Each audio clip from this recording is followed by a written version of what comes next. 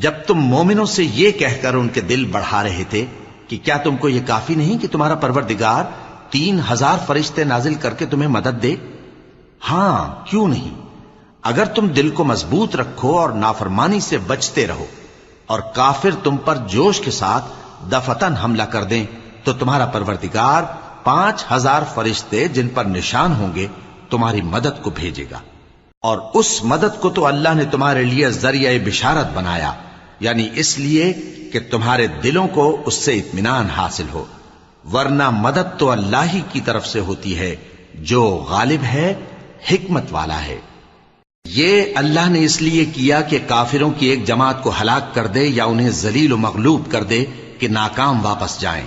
اے پیغمبر، اس کام میں تمہارا کچھ اختیار نہیں۔ اب 2 صورتیں ہیں، یا اللہ ان کے حال پر مہربانی کرے یا انہیں عذاب دے کہ یہ ظالم لوگ ہیں۔